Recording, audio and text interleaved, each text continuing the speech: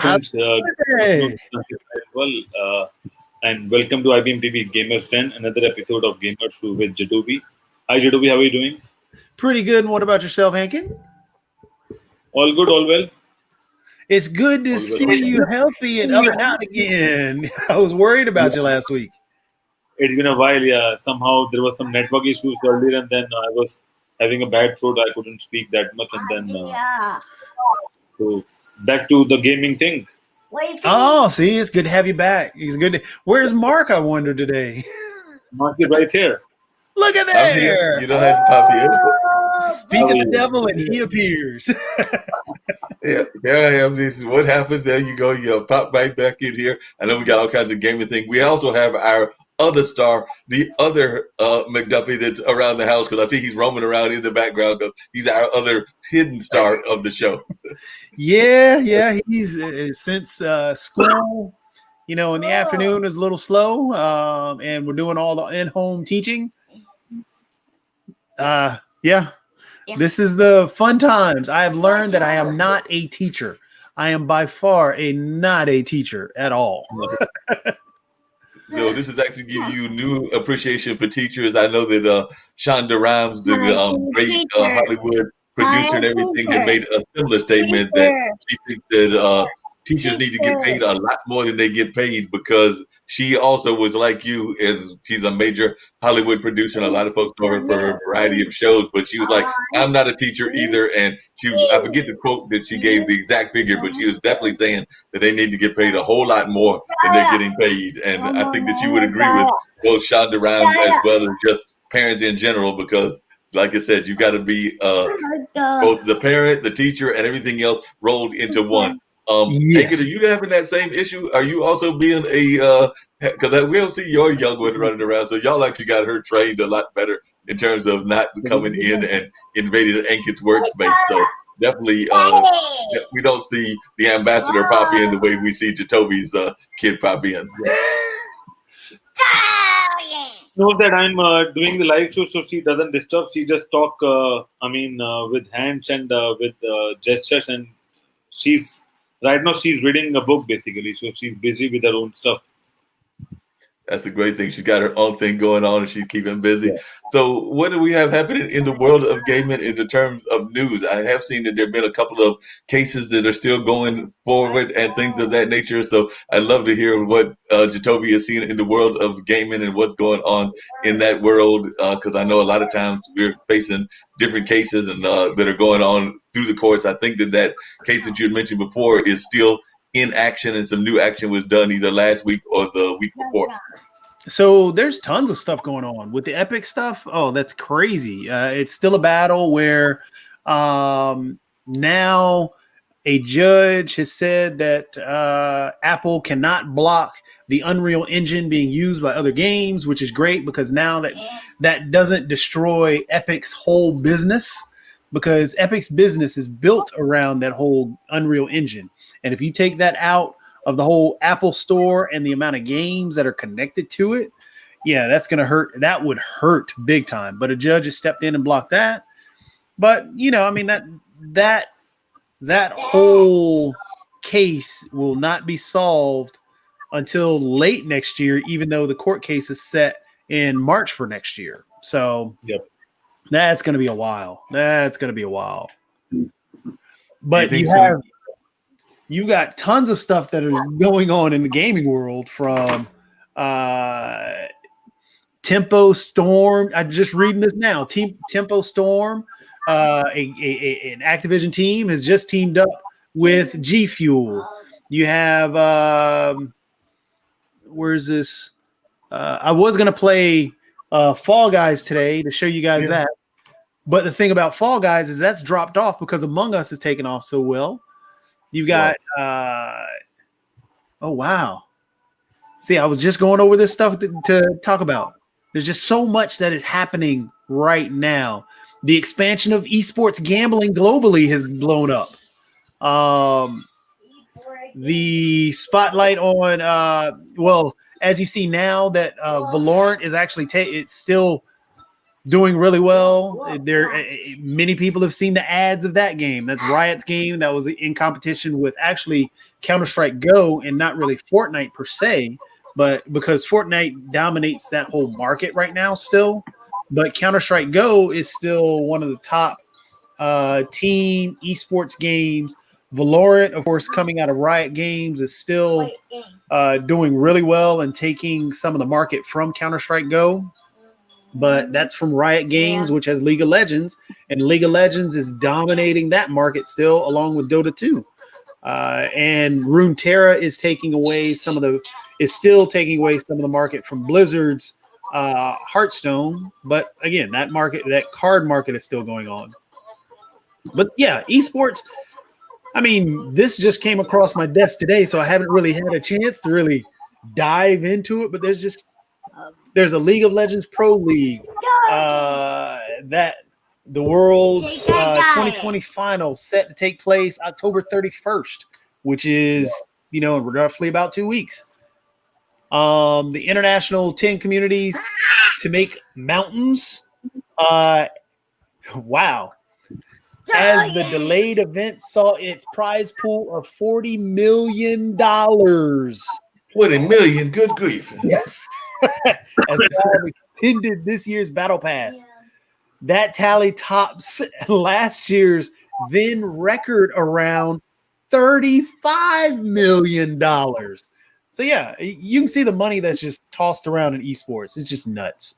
So basically, all we need to do is we need to get somebody really good at esports to go ahead and win the contest for 2021, and then we will all finance IBM.TV for the next 2 or 3 decades until Ankit's daughter is old enough to actually be running IBM.TV. So, like I said before, I've got a plan. So we've already got this plan going. So we just need Jotobi to train his son to win these games so that they can then have Ankit's daughter take over the company after a while. Does this sound like a good plan to you, Ankit? I'm trying to work it so we all get paid and we finance this lovely platform through the use of esports. So are y'all down with the plan?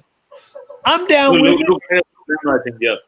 We are building up a good plan, but I think, Jotobi, what I've realized is that with esports, I believe that after talking to a lot of people, now companies and people are teaming up to create their esports team, and they're going out to play professional leagues. Because initially it was like individuals were doing it, but now they're teaming up as a company, as a team, and they're going out and playing. And I think that could be the next wave because it's difficult to buy a team if you wanted to be a part of some big league, but it's easy to be a esports team where you don't have to invest much amount of money. But I think that could be the next wave. What do you think about that? Okay. Well, the esports teams themselves are very expensive. And that's why a lot of people are teaming up. The investment, for example, Overwatch, when Overwatch came out, I think I had mentioned it before, it came out in 2016. That's 4 years ago. Overwatch was released. They started a league in late 2016 going into 2017. To enter into that league, to buy a team, because they had created a structure. It's still one of they created it in a similar fashion to what the NFL does. No. And what the NFL does, of course, they have their 32 teams. They have their 32, it's an exclusive membership, which is what Overwatch did. Well, to buy an Overwatch team then was $30 million. $30 million. Nobody has that in the couch. But then 2018 is when they re-upped everything. And of course, just like the NFL, when you re-up in the NFL, all the contracts go up, all the money gets higher.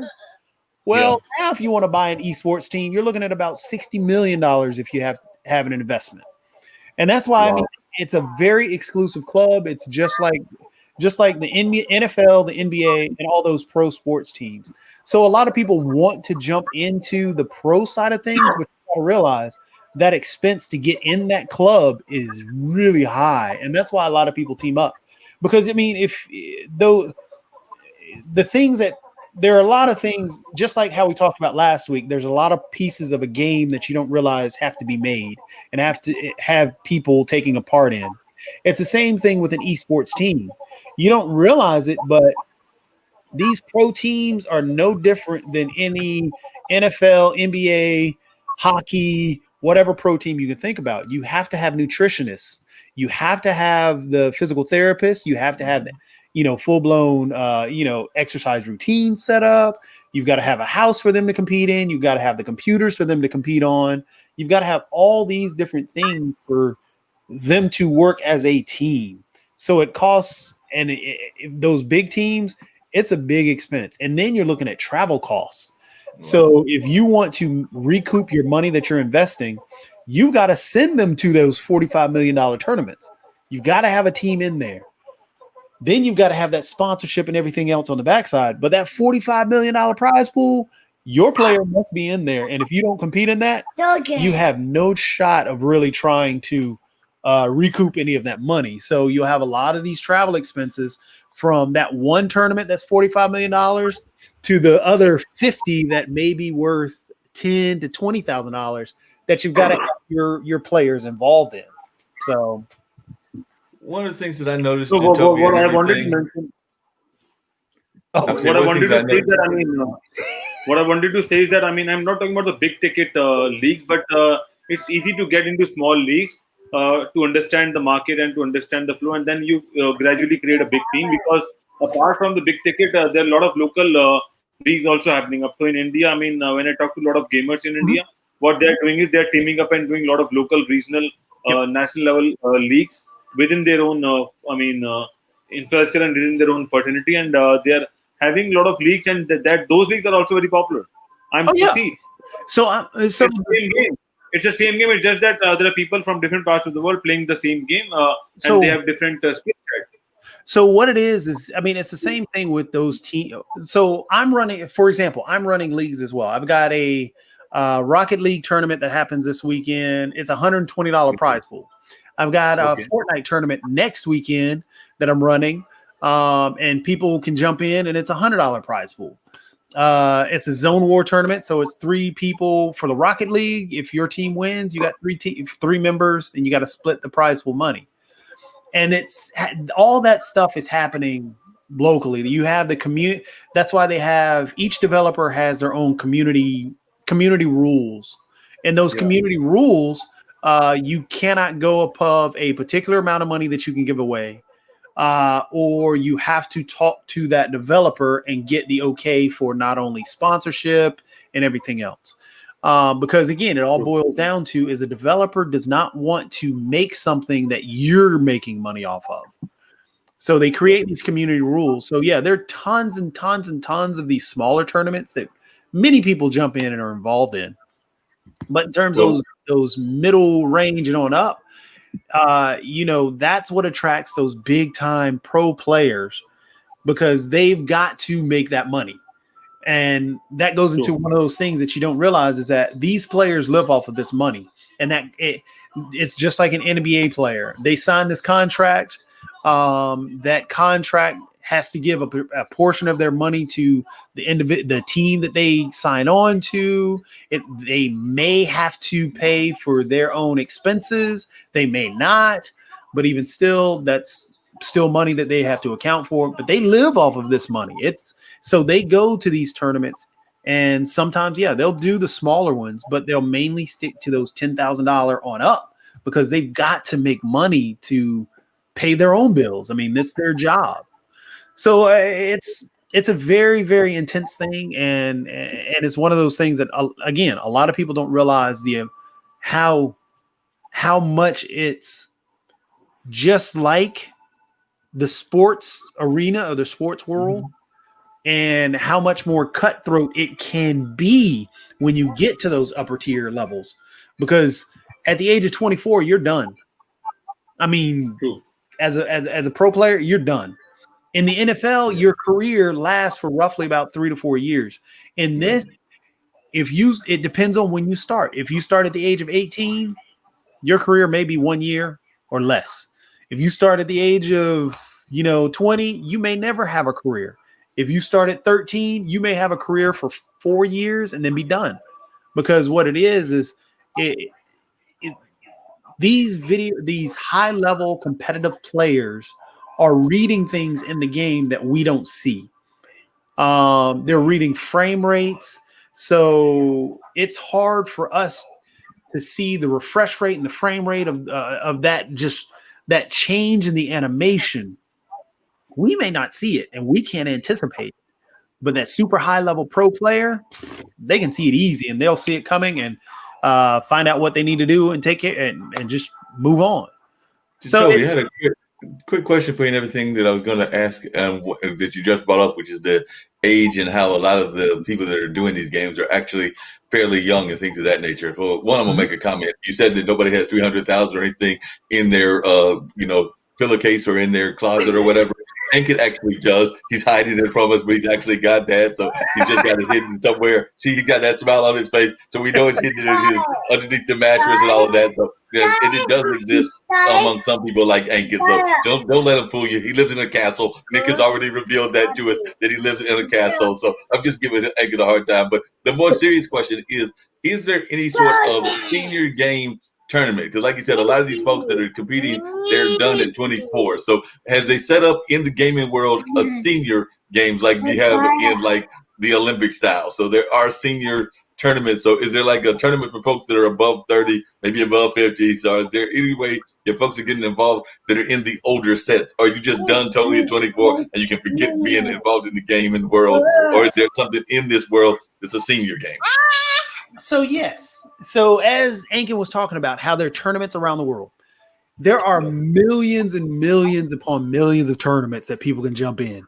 And I mean, for example, the one that I'm running this weekend in Rocket League, there are some players that are just amazing players, but that's just in the tournament that I'm running. If they were to jump into a major tournament, they would get destroyed. But they're playing in my tournament because they know the competition level. So it's the same thing across the globe. Like you're 24 and up. I've had people in some of the tournaments that I've run that were, 30 and 40 years old. But the thing is, they know the competition level and they can stick with that. And that's the thing about the gaming world and why it's so inclusive is because, yes, I could play in a tournament that may end up having the number one Rocket League player in the world. But I can also play in a tournament that is just, people that are my age or my age in the 40s, and they're like, hey, we're having fun, just joking around. So you're not going as a older individual. No, you will not be in those I mean, yeah, you can try for them, but you will not be on that top tier level unless you are a great player and just, dominating everybody. But for the most part, no. I mean, at the age of 21 to 24, you're really on the downslide of your career in esports world. And that's for those top 40 and $50 million prize pools. Outside of that, I think people gradually move on to different careers, and also with 25 they become esport coaches, and then they become something else because of the mindset and because of the way.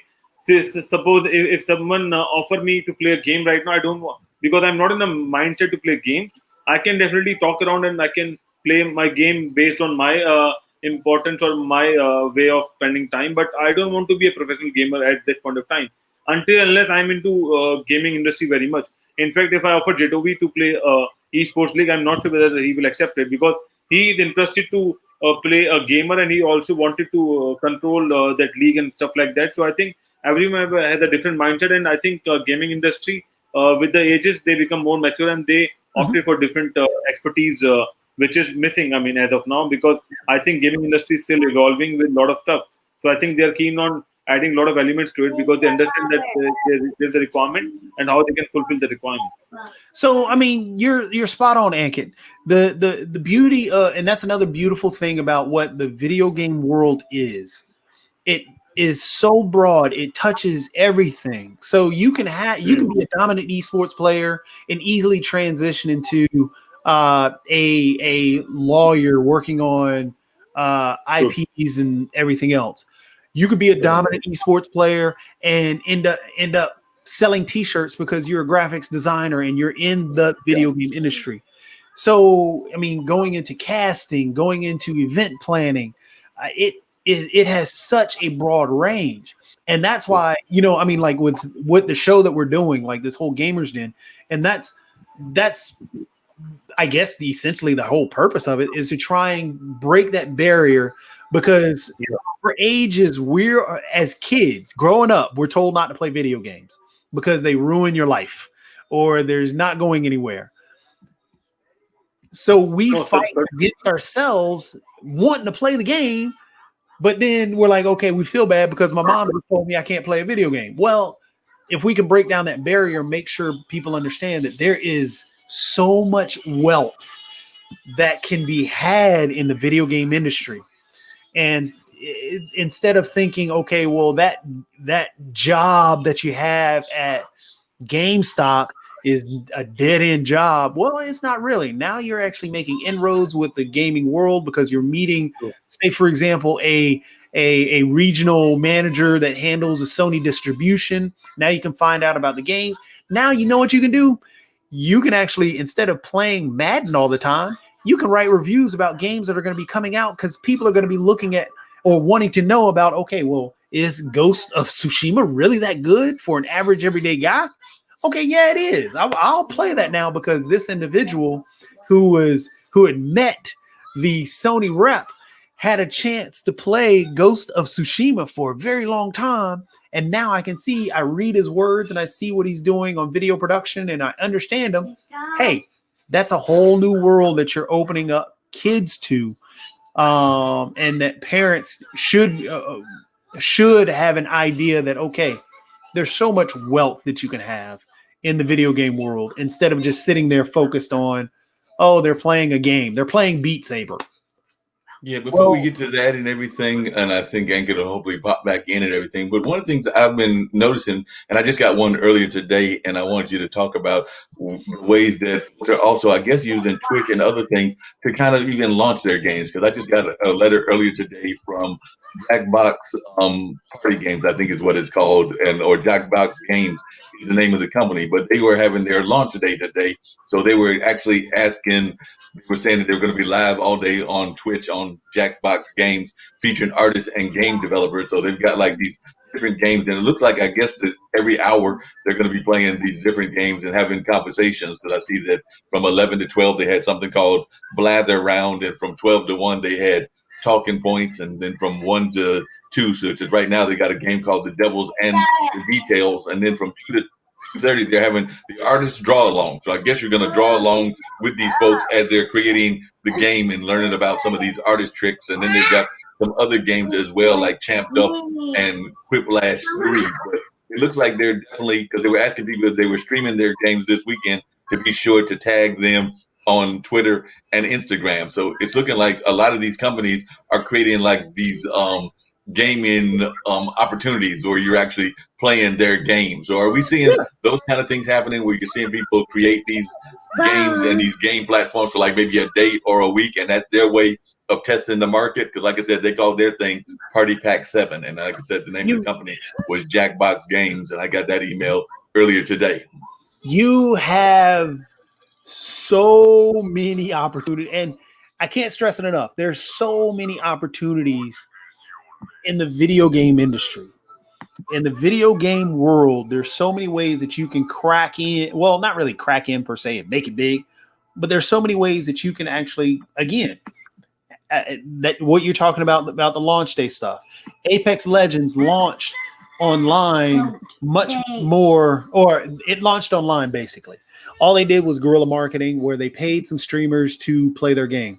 They paid on average of $60,000 per hour. That's what they paid. Electronic Arts gave out that kind of money so they could get Apex Legends being played. Valorant probably did the same thing. There's a lot like Rogue Company. Well, there are tons of games out there. What they'll do is they'll release it to some streamers and have stream drops for their game. And then if you watch the streamers will do what's called a drop, where it'll give you a code. That code will allow you to download the game. And then you know what? Hey, you're playing along with these guys with an advanced access to this game before everybody else gets it. And you may have a free copy of it because, oh, cool, look, they're giving me a $26 game. Well, okay, they only gave out, maybe they already planned that in their advertising budget to where, okay, they're giving out $1 million worth of games. Well, they're going to sell $10 to $15 million of that game system itself. So there are so many opportunities for people to launch in different ways. Smaller companies do Kickstarter events. Smaller companies also reach out to different people, different small time streamers to help them launch the game. So yeah, that's your watch. So there are many ways that companies can launch and do launch. So there's no, because the industry isn't like a that's your watch. The industry isn't like a say basketball league where you have to have particular physical things there for you to launch, or like when the NBA creates no, I'm sorry, the NFL did that Play 60. Well, you got to have a physical location for these kids to play in the Play 60. And it also, and that Play 60 brings along a lot of people that really want to watch football or play football. In the video game world, there's no standard way yet. And because you have so many avenues, from the computers, the PlayStations, the Xboxes, the Switches, to a phone. So you have so many avenues that you can kind of launch a game and get people interested in. You got YouTube, to Twitch, Mixer locked up and is gone, but you got TikTok, you got tons and tons of social media outlets that they launch on, and can bring people directly to your website, and they don't need a physical your watch, and you don't need a physical location for them to go to actually do a physical event. They can do it on their phone. Versus is just a phone application, because remember we talked with them about how the application ran. Yeah, it just runs on your phone.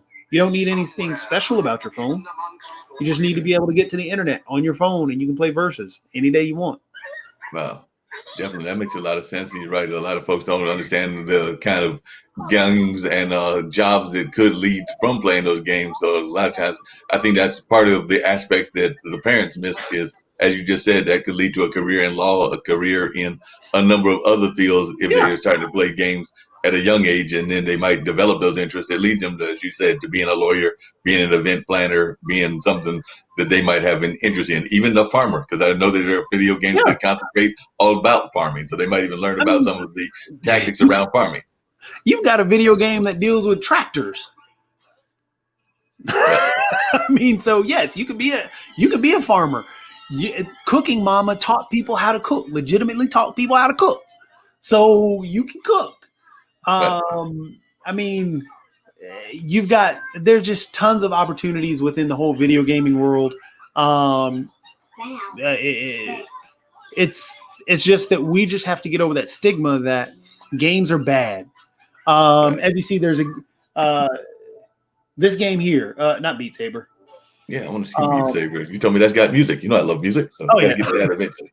So this game here, Borderlands 3, very violent video game. Wouldn't recommend it for kids. But you know what? It has an educational standpoint. It has an educational aspect to it. All you have to do is just point out. Think about the artwork that goes involved with it. Think about the storyline that goes in, how you have to write a storyline and develop each character. I mean, the coding behind the actual video game. I mean, there's just so many pieces of a game that you can break down and break that barrier that everything is teaching kids how to be bad. Well, it's not really. Right. This game here, Dreams. Dreams is no more than a game engine. A game engine is the basis of a video game, or is the base of a video game that helps you create that video game. In Dreams, it's the whole thing where you create a video game in Dreams, and tons of people have created them. It's a very fun game. Street Fighter. People have tried to come up with ways to learn how to do martial arts. Well, you know what? Some people have pulled stuff from it. Street Fighter pulled from martial arts. Some people who love Street Fighter have tried to learn martial arts because of Street Fighter. I mean, it's not saying that, oh, well, Street Fighter is bad because it's a fighting game. No, it can actually inspire somebody to go into competitive fighting, which is actually considered a very admirable sport. or into some type of self-defense class because they want to learn martial arts. Well, martial arts is a very disciplined sport. It's a very disciplined thing, and it teaches a lot about inner peace.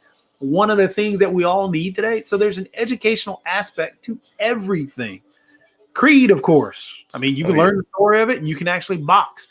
The actual game is a VR game. You know what it does?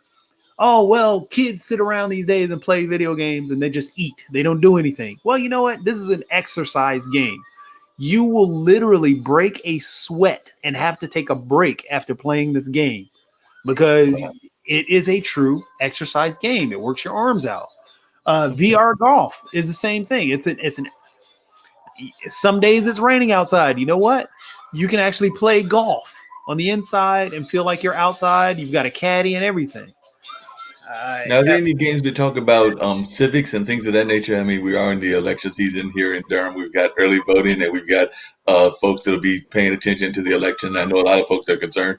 Your son was there earlier, and I know that a lot of times, even in the schools, they're thinking about civics and things of that nature. So, are there games that talk about like the power of voting and some of the Pledge of Allegiance and some of the other civics things that we learned as kids that are in the game world?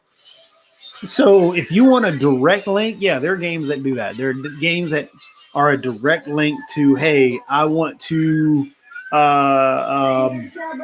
understand more about the election cycle and stuff like that. There are definitely games that are like that. But there are also games such, you can actually take the abstract of that idea from every single game. Rec Room, for example, and Dreams, for example. Both games are similar to, well, both games you can kind of build a game inside. Dreams, you can directly build a game inside. Rec Room is similar to Roblox, Minecraft, and everything, where you can take the template that they already have and build something into it and actually have people play it. Well, you know what? People will vote on actually how your game is. Wow. So again, you take that abstract concept of voting and saying, okay, well, I want to move my game up. I've got to now learn how to move my game up just like any other thing else, just like the election. I've got to promote my game in this place and that place to get votes and raise my game up the ladder. So you can, if you think about games more as the artistic standpoint, as we saw Rembrandt, Van Gogh, and all the other stuff of how impressionistic artwork was developed across a whole bunch of stuff. Just keep on moving with that, because you could learn so much about impressionism from watching Van Gogh or looking at Van Gogh art, right? Right. Why can't you do the same? Why do we ignore that we can do the same thing with video games? For example, Ghost of Tsushima. It talks a lot about the history with Mongolia and everything else. Whole history behind it, and how the history of the samurai and the discipline behind the samurai, and so on and so forth. So it teaches a lot about the history, even though it's still a fake story. It's a fictional story. Yeah, but it teaches you all this history, and it also gives you a beautiful view of what it looked like back then, when that war was about to start. So you look at all the beautiful artwork that they put up in terms of the golden forest, where the leaves are falling and the leaves are all look gold, and you're running through the golden forest. So, and then the cultural aspect of it. If you take that cultural aspect and think about the history there, one of the movie that I think that it would be similar to is a cross between Once Upon a Time in China and Jet Li's Legend, where they used a lot of artwork to tell, or they used a lot of imagery to tell the tale of what was going on. And you could see if it was purely red in the area, something was up. There was something different, and you felt different. If it were blue and the colors were, just all there, it just felt different. So yeah, I mean, that's what artwork is. That's what these games are. And if we can just take time, instead of Fortnite shooting, Well, Fortnite actually, there's a lot of skill into it. There's a lot of building. There's a lot of understanding about the world and how how things are. It's similar to chess in terms of moving pieces on a board that's shrinking. So yeah. And Jotobi, and this is actually also going to be geared to Ankit as well. What are y'all hearing? Because I know one of the fears that people have about video games isn't just about the balance aspect, but sometimes people are also concerned about hacking and folks, using the gaming as a port in order to get into computers in general. So I'm wondering what you're hearing in that sense and how folks are fighting against that. So I guess I'll turn it over to you, Jotobi, but then I'd also love to hear if Ankit's hearing anything from India about ways that folks are trying to protect folks from not being hacked while they're playing the games. Because I do know that that's another concern that people have, is that it accesses the computer to all kinds of information. I mean, that's the game developer themselves. The developers themselves have different applications that they'll have loaded onto your computer in the back end to do anti-cheat. And sometimes they work, sometimes they don't. I mean, that's the toughest part. You want to use the game to create some type of inspiration for that individual, and that inspiration gets them to mod the game.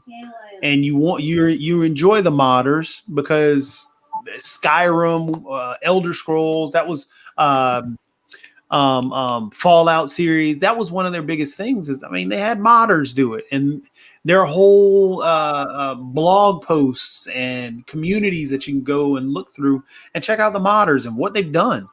But in terms of hacking and everything, that's a positive with the modding. The hacking is another thing, but it happens, and it's a constant battle that the developers are going through of trying to stop the hacking. People have hacked Zoom the same way they've hacked Call of Duty Warzone. It's a constant battle that Zoom deals with, and a constant battle that the developers at Call of Duty deal with. And they'll steadily put on different anti-cheat mechanisms in there, but people get around them. And with the cheating, though, on the esports side, it's tough. You've got different controllers that people use, and you can actually create macros on the inside of the controller by getting a scuff, I think is what one of the things is called, and it'll put on the bottom, and it gives you extra paddles, and they'll do different things, and you create macros. You've got your keyboard. You've got keys on the keyboard where you just basically create macros for key presses, and that gives you a cheat there too. One of the big things in Fortnite was called W keying. You could push a button, you have the best gun in the game, and keep on going. So it's a battle, and different companies overcome that battle. They keep fighting it. Riot Games does a good anti-cheat with their League of Legends. Dota 2 has a decent anti-cheat mechanism in there. Blizzard and Overwatch. People are going to worry about it, but I wouldn't worry so much about people using viruses to attack your game or to attack your computer in a video game. That's more so in applications and websites. With the games themselves, it's more so cheating, and that's where those anti-cheat mechanisms come into play. Gotcha. And good. What are you seeing about that in India? Are you seeing like a number of the companies there that are doing stuff around anti-cheating and around things of that nature? Whatever Jotobi mentioned is more about cheating and cheat codes and stuff like that. But that portion is only for people who understand the technology, because there are a lot of people in the gaming industry, they don't know about the technology. They don't know which configuration we need to buy, where they should play the games and all those stuff. They just play games wherever it's fun for them, basically. And for those people, I think it's more important to have some kind of protocol or process or antivirus or whatever. They need to follow something, because they might not be hacked through a game, but while playing the game, there are a lot of other processes or authentication which might affect, or maybe it's easy for me or it's easy for anyone else to fetch those information, because the information is available everywhere, and then based on that information you can do a lot of things. So it's not directly hacking, but it's a part, or it's a process where there are a lot of people utilize that point and do it. In fact, when you talk about the OTP and when you talk about QR code scanning and stuff like that. In the gaming industry also, I mean, people following some kind of authentication. And if there's a loophole in that, I mean, it's easy for anyone to hack that out. But I think cheat codes and cheating is more prominently important because people wanted to be pro and then they wanted to have their ratings up and down. And that's what they wanted to work on. And that's the gaming industry all about. Because I mean, talking about cheat codes since I think like 20, 25 years. I mean, it's not a new concept. Whenever we play a game, there's a cheat code to make sure that you have a different level. You can do a lot of stuff, and I think cheat code is a part of the gaming industry, and they want. I mean, the gamers want you to do the cheat code so that you will go to the next level and you will find out what's happening, and also it gives you a brainstorming session as well. So I think that's very important, and that's what the gamers follow. But on the other end, when we talk about esports and stuff like that, I mean, esports is certainly growing in the market. It's one of the top thing. But during the COVID, also there are a lot of gamers who have started streaming. I mean, in India, and they're doing it in a local language, and it's going very popular. That a lot of podcasters who were talking about something else, they shifted and started playing games because the gaming industry is like people ready to watch those graphics, which was not there in the past. So suppose Jotobi, what I wanted to know is that if Super Mario would be in today's era as a new game, I think the graphic would kill it and it would be the top selling game because people still relate to Super Mario, but we still play with an old graphic. If it's come with a new graphic with a new UI, I think it will kill everyone. What do you think about that? Well, the only reason I don't think it would destroy everything is because they actually just recently did that. So it's called Super Mario 35. Okay. It's actually on the Nintendo Switch, and they made it a battle royale style Tetris 99 video game. I mean, it is Super Mario. It's the old school Mario, and what it is you have 35 other people that are sitting on their screen. They're playing at the same time. If they kill a Koopa, that Koopa may pop up on your screen because it gets sent to somebody else's. Yep. So now instead of one Koopa in that same area that's normally a Mario, then there are now two. And you can tell the distinct difference. But yeah, I mean, that's actually going on right now, is that you have a lot of these older games that have been reintroduced into the market. And some of them have done okay. I mean, none of them have dominated. But if they get pushed into the new look and everything, for example, Mario Odyssey is no more than Super Mario from way back when. Obviously. And Mario Odyssey is a great game, and people have played that and bought that up. Super Mario Kart 8 is still Super Mario Kart. And Mario Kart is still one of the best driving games, and people are still copying that same style. So yeah, the older games, while they will do okay for a lot of us nostalgia loving old school video game people, but it's truthfully a lot more about the newer graphics, because what they can do graphically now is so extremely impressive. Like I said, going into Ghost of Tsushima, for example, it'll load up in a second, but it is so graphically impressive.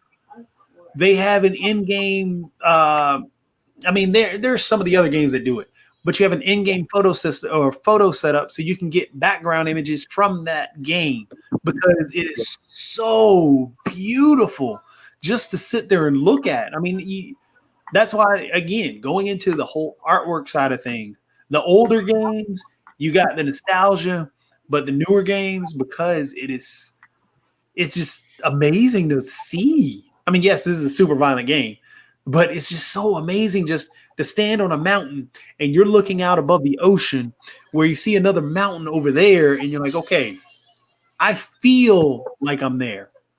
I mean, it is. Let me see if it'll load. Yeah. In the meantime, Jotobi, I mean, I'm also keen to know that this is also a gaming console. Yep. And most of the people, I mean, who are on Amazon and stuff like that, I mean, they are playing, and a lot of smart television also have games. Yeah. And using minimalistic keys, we can still play a game. What do you think about these games? So it's all the games are all developed for their particular system and what works best for that. So the games that work on the smart TVs, they're fun for what they are. Games on your cell phones, they're fun for what they are. It's the same thing with your consoles to everything else. Let me see if I can go to the top of this mountain real quick.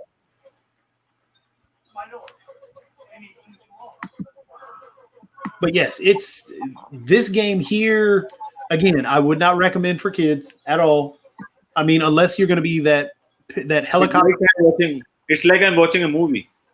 Oh, it feels like it too. I mean, when you're sitting there at the very beginning of the game, you sit and you watch basically a movie, and you're this character. But let me run up here. Oh wow! So we're running up the mountains. What's chasing us? Nothing. I was running through the mud. As he noticed, my pants are now muddy. I see that. But yeah, you can go on top of this small part of the mountain. Hey, Ankit, I got a question for you. When did they get an image of you? Because that's you running up the mountain.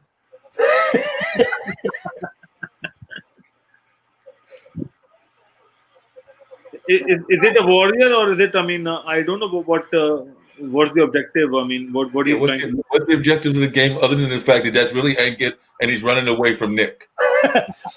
So the objective of the game is the Mongolians have come and they're taking over the land, and the samurai have all been basically squashed or killed, except for you ended up being a samurai that turned out to somehow luckily get away. What was that thing that just flew by? Was that was that an evil thing, or was that something that goes like it's a that's the wind. So you've got the wind that's there. You've got the leaves and the grass. You see the grass itself moving. The artwork is just amazing. I mean, even like the weapon and the arrow and everything, that's just like amazing what he's got there. So definitely. Yeah. And this is why, like I said, a lot of kids who are playing. I think there are amazing fireflies as well, because I thought it's a graphic animation, but these are fireflies. Oh, that are floating? No, that's the colorful mosquito. This is the firefly. We call it jugnu in India. Oh. So they reflect some kind of light in the evening. Oh, okay. Cool. Learn something new. I love the education. That's where the whole education part comes in. Obviously, yeah. Yeah. So this is generally. I mean, in India, we found them in the dark forest areas, or maybe in the hill stations, and at night. I mean, they will help you out to find out the way, basically, because they have a lot of light which helps you out, and they roam in the community. Actually, they don't roam one on two. They are like hundreds or thousands of fireflies. Okay, so yeah, do y'all do the same thing that we do here in America, where y'all actually collect them in mason jars and make little mini lamps out of them? Which I know they hate because they don't usually survive that long. But I remember doing that as a kid. So, has your daughter gone and started making Firefly lamps? No, not here, not here. But see what I mean? I mean, this is just, it's neat to see right now. There's a storm coming through. All right, so we got a storm coming. So he's getting ready to go to the dojo. Oh, wait a minute. What I can see, Mark, I mean, we can do a special show with you, and you can do a voiceover of this artist. Okay. And I mean, Jotobi can direct that, and you can just do a voiceover. I mean, that would be an interesting show. We could do that. The whole voiceover would just be talking about what's going on. Like, we got the guy right now playing the flute and all of that. But, actually we need to add another element. Jotobi, you didn't catch it, but Kim caught it a couple of days ago. But we have some friends of ours that know how to make images of like Cookie Monsters and other things. So they can actually create the images that could also pop up in the show. So they could have like it could just become like a whole multi-dimensional show, or I can just comment on what's going on. Like right now, he's running backwards. He's going to the dojo, and hopefully, the guy from Karate Kid is not in the dojo, because I was excited when that movie came out after the third episode. But hopefully he's not in there. So now I got to talk to this guy. Travelers have been shut down on the roads in and out of Yoshi Springs. People are free to leave or deliver supplies. Do you think that's our doing? A few archers. Mark, how are you doing? Yeah, We need we're to do a doing voice good. work. Yeah, well, I'm trying to. Let me go. Well, Let's, see, the problem is that right now, Jotobi's words of his company are interfering. Too No, good. what I'm saying, Mark, what I'm saying is that let's do a voiceover of these artists right now. Oh, all right. Well, I need somebody to play the other actors, so we have That's to. what I'm saying. I started with how are you doing? Oh, all right. I did not hear you. I missed that. The next time we have actors, we will catch that going on. I missed that. I was trying to read the actual script, but Yeah. the next time we run into actors, all right, we can go now. So, I'm following you. I'm following you. follow You Mark. know where Follow the Mark. bad guys are. We are going to find the vaccine. So follow me.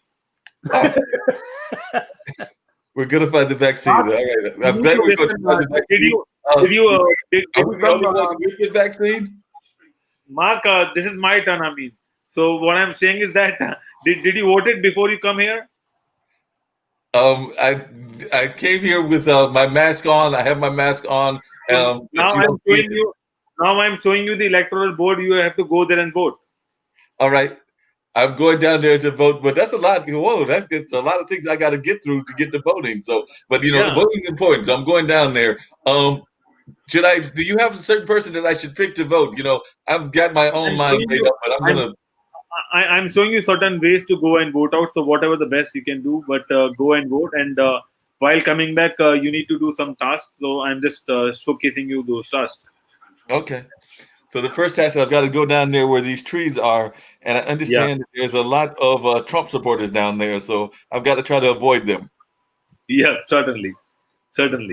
But this one, you can find a lot of Biden supporters right Okay. here. So I'm going over there. I'm going to find the Biden supporters. They're my allies. So I'm going to go find them, and I'm going to actually bring them some water, because I understand that some of the voting polls, they're bringing them food. So, and I'm going to bring them some water and drinks. Certainly.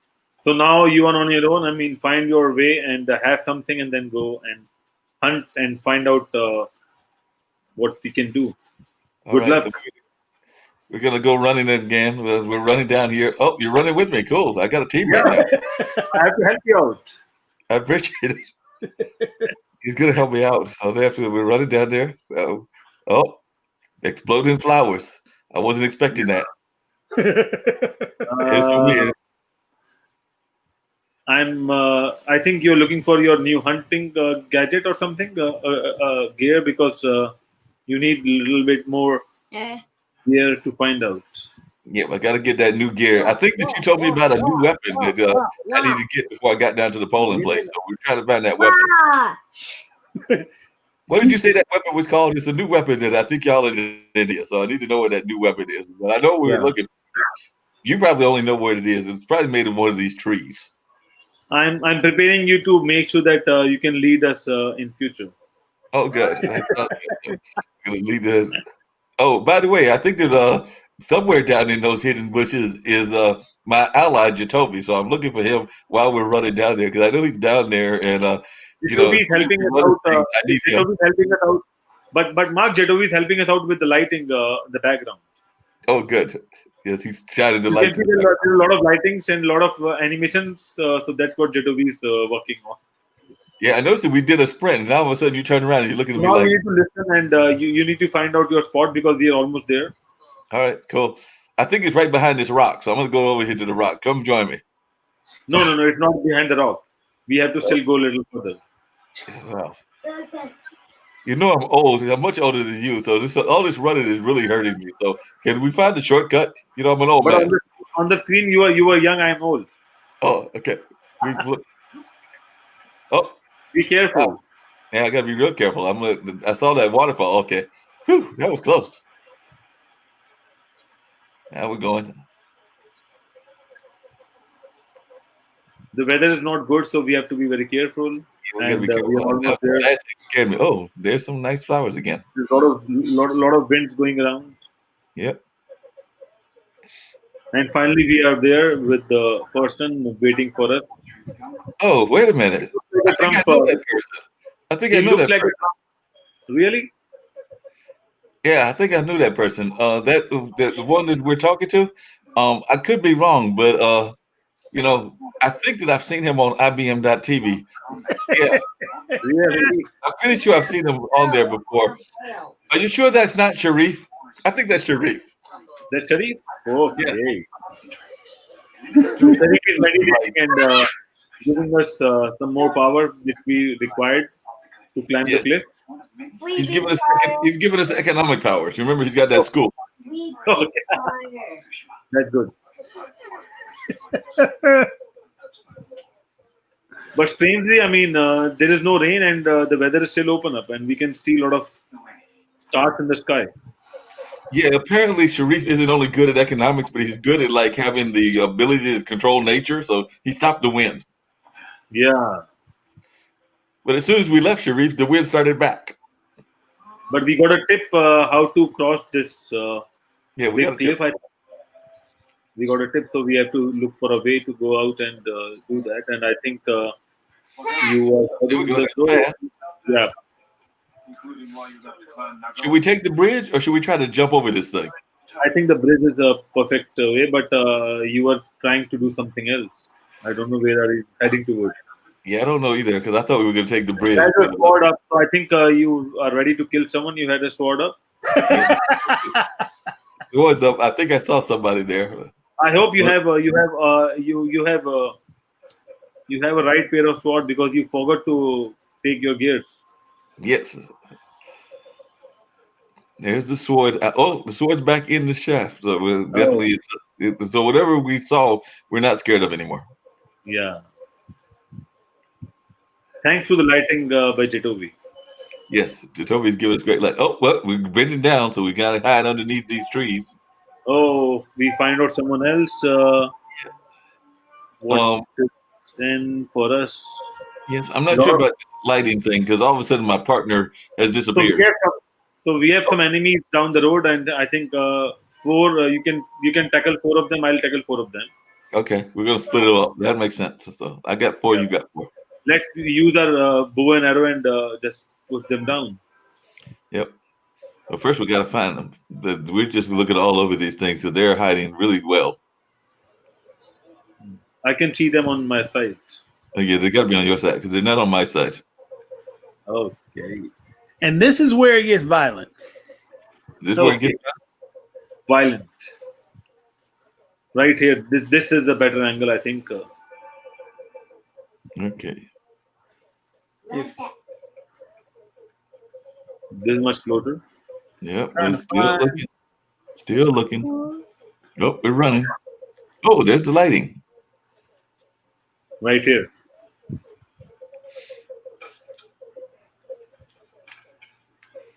Got the half bow. Oh, the first one. Ooh, first one down. One on. One down, 7 to go. I think we said we had 8. I think so. One more. Yeah, took another one down. No, I think we're having a whole conversation up there. Yep. I think we want to avoid them. Maybe we need to go back here and try to come in the back way. Oh, okay. We are getting more closer. Yeah. We need to get closer to the enemy. Sideway. Okay. So we opted for a sideway. Yeah. It's another rainy day. A lot of rainy days in this setting.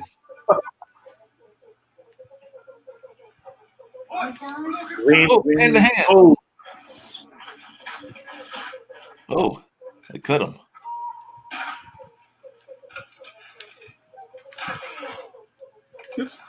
Oh, wait a minute. We got something called a sticky now. Oh. Take care, Mark. Yep. Gotta take care of these guys. Hey, lighting man, you promised us 8. You promised us 8 enemies. This looks like about 25. I'm old. I can see only 8. They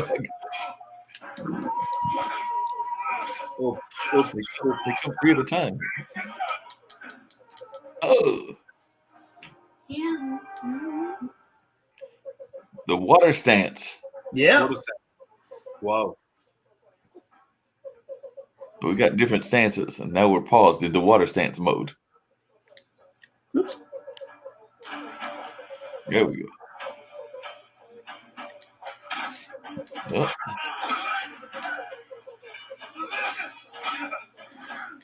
Why wasn't here? Keep moving. Keep moving. Keep moving. Got to get away. I think we got most of the enemy. Now we got to go find. All right. I was wondering where you were. I had to take care of all them guys. Where were you at? You were back there drinking water. I'm following you. Help me, help. Help. Oh, wait a minute. They said that somebody betrayed us. That's just wrong. It was a woman. Hey, wait a minute. Was it one of the ladies from IBM.TV? That's not right. That's how it should be. We were betrayed by Alexandria. How dare we? Let's go to South Africa. Yes. Showed mercy to people who pose no danger to him. A safe bet. Got to go find out why she did that. Yep. Right So here. the story right now is that the guy, Ankit's person, Yes. taught this lady, or taught this one lady, and this one lady ended up doing she was. Oh, I did not expect somebody. But she was one of the ones who started killing people. Okay. So he trained somebody, and then they came back and started like using the training against his folks in the real story. Mark, you know one thing more. Sometimes I handle the camera as well. That's why I'm not on the screen. And Okay. while handling the camera, I have to deal with a lot of enemies. Oh yeah, so that's why you're killing the enemies, and that's why I keep looking back. I'm like, oh yeah, you took care of these guys right here. I'm preparing you, and I'm not taking any credits as of now. Okay, well, appreciate that. Notice Jotobi, he said he's not taking any credit right now. As soon as we get back to home, he's gonna be like, yeah, I killed them all. That's how cine works, basically. Yes, it's how superhero life works, you know. If you ever watch Batman and Robin, they oftentimes knocked all the bad guys out simultaneously. I've trained you so well that you don't need me now. Yep. Oh, I'm on my own now? Nope, you're still there. Wow. Oh. I like the fact that there's these little things that are already there on the mountains for you to grasp onto. That was real nice of them to put them there for you. And we have our woman power right here on IBM TV. Yep. Hey! Hey, Kim, how you doing, Kim? Hi guys. Oh wow, check this out. No, this game is So incredible. we are playing a game. I mean, we are doing voiceover, and our enemy is a woman. Uh-oh. Hey, you got to watch out for those evil women. And Yeah, Mark is leading the adventure, and I'm just following Mark. Yeah, and right now, you gotta watch out for those evil women. You know, sometimes they have things like witch in their windowsill. Yeah, that's me. I just saw a fish jump up in the water. That was pretty cool. Oh, they got all kinds of great scenery. They've got fish. They've got the wind blowing. Like even this waterfall is amazing. Wow. But Mark, you have to be careful. There's a lot of water. You have to be careful. Yes, I know that. Those cancers are very. Have some basil because we need to have more immunity. Yep, got to get some more. I like your outfit. That's way cool. This we got it from. This we got it from a friend. I think I've lost energy. See, I can't even jump up to get to the next one. I told you have to eat basil. You forgot to have the basil. Yeah, I forgot to have my basil and my spinach. So, there we go. Now we got the spinach. And see, right now I'm handling the camera as well, so I have a lot of work to do. Yeah, it's like just at IBM.TV. You do everything. So, like I said, see, I don't get this. I went by the bridge twice. Jotobi, this game has a flaw. Why do you not go across the bridge? So if you notice, the wind is blowing a particular direction, and that's what's telling me, or that's the way I have to go. Okay. This is our friend Mark, so we don't have to worry. Yeah, we just killed by him. We don't want to kill our friend. Yeah. That was actually our good friend Sasha. So we just ran right by him to see what he was talking about. He said something about like, there's a chess game going on and there's a major investment he wants us to invest in when we're done. Yeah, okay. But where is our woman power? I mean, I can't see her. She's down there somewhere. She's hiding somewhere. She's hiding somewhere. She's hiding from us. I told you, she's the bad guy. She's hiding from us. She's in the trees. Of course she is. Yeah. She heard a voice. Just like our buddies we saw on Mark's show the other night. That was fun.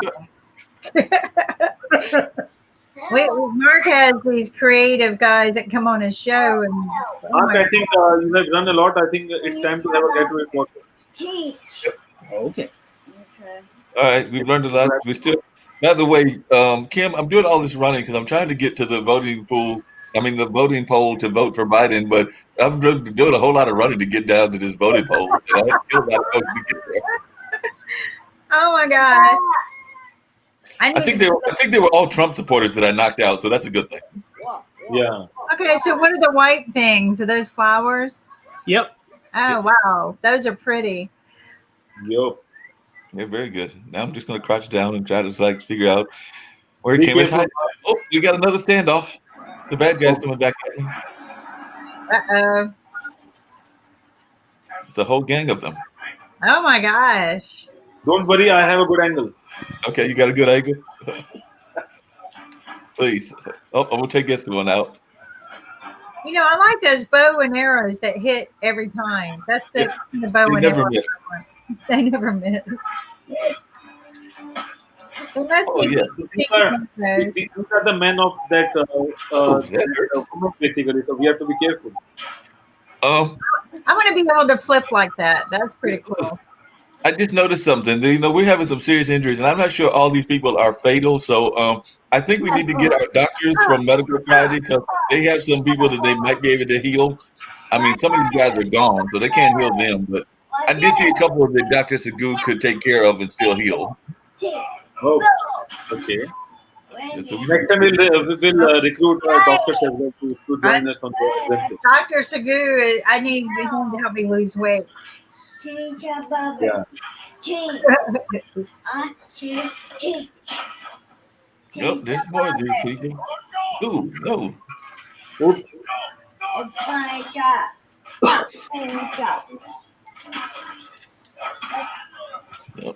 Yep, got that one.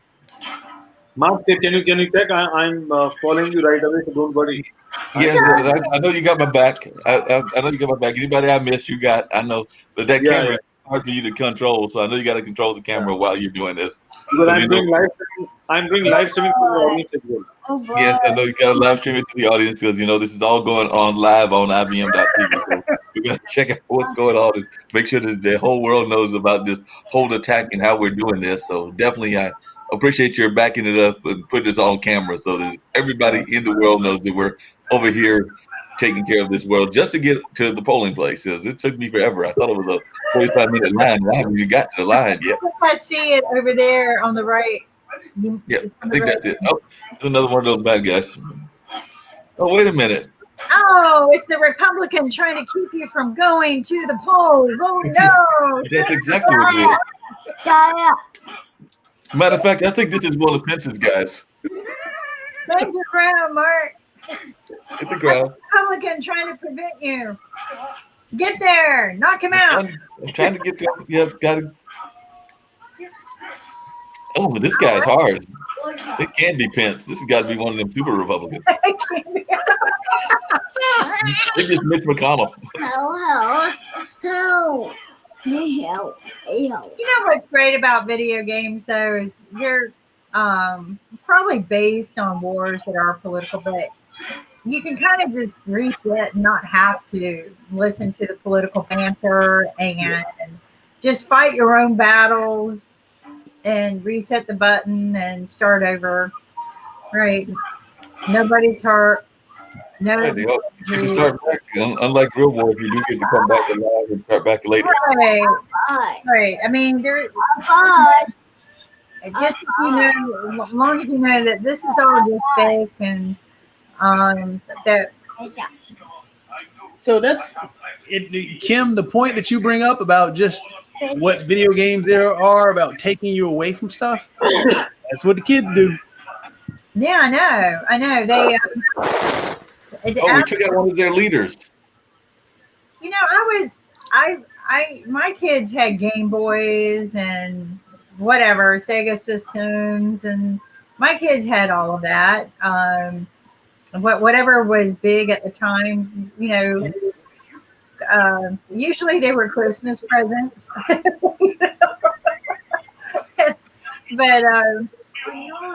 I believed in some of the games. My favorite games were Sims. I loved the Sims games. Oh yeah, the Sims games were really good because then you can just divide your own universe, your own place, and things of that nature. Didn't Toby did tell us one time that those were the games that were more popular with the ladies, whereas the action games were more popular with guys and everything? Yeah, so a lot of the first-person shooters are a lot more popular with guys. Like a lot of these games are a lot more popular with guys than they are with women. Women tend to lean more towards the simulation games, which like the Sims and everything else. But by the way, Anki, as I was narrating, I was gonna say I was talking to the horse because horses can talk in games. So I was telling the horse that just for Kim, we were gonna enter it in next year's Kentucky Derby. Just for Kim, we're entering it in next year's Kentucky Derby. And as you notice, the horse did nod its head, so it did agree to be in next year's Kentucky Derby. All right, yay!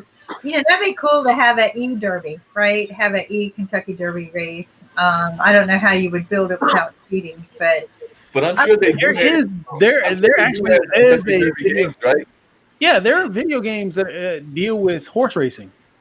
I mean, you can you have the one where the ones where you're riding an actual horse and you're actually feeling like you're racing. There's a game called Final Fantasy.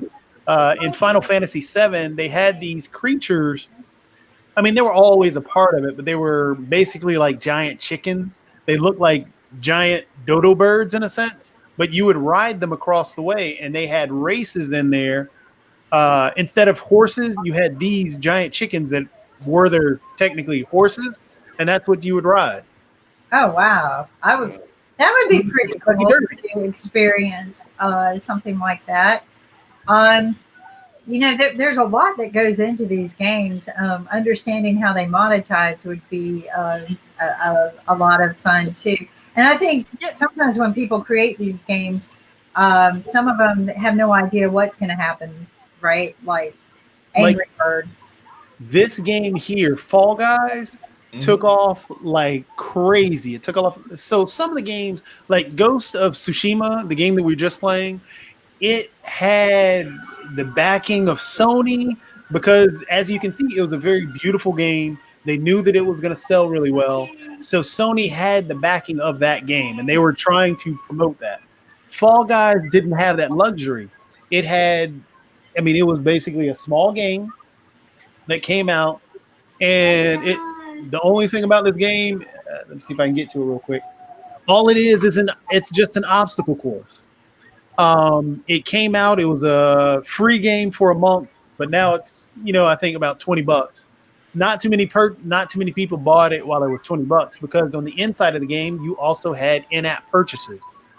So a lot of the gamers feel that that's kind of nickel and diming people, and they don't like that. If I buy a game, I don't want to have to buy all the additional apps and accessories. Yep.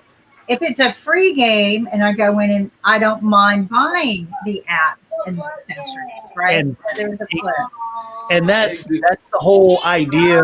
So you have some of the games, the way they monetize themselves they've created what's considered a season pass or a season setup, and it's similar to an in-game purchase. Yay! I like Kim, I think that's all 62 of our shows. They're running through whatever this obstacle course is, and they're going to see about being the most successful. So I think that's all 62 of the shows that are currently airing on IBM.TV. I really like this game. This game took off, and tons of people were playing it.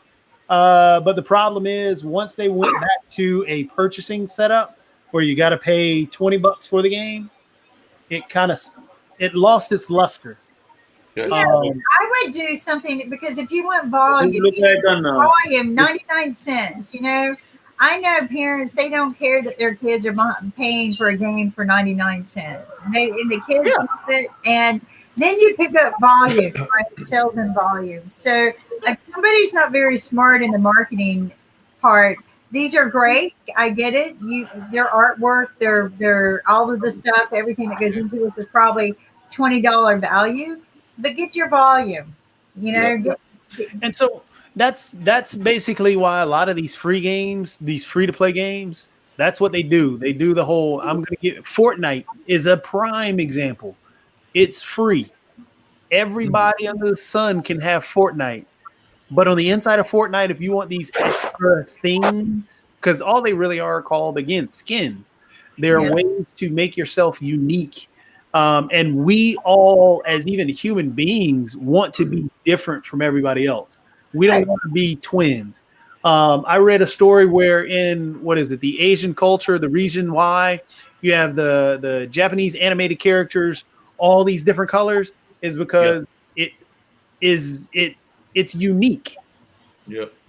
I can see that. I did have a question for you, Jotobi. I noticed that on one of these, when they were running, one of the titles was actually the title of a popular gig economy kind of company. So are there any times that the titles run into problems? Because I did see that one of the titles was DoorDash. And of course, DoorDash is also a delivery service. So I was just wondering, do they ever run into those kind of issues where they might have a company that's got a similar name and the company comes back at them?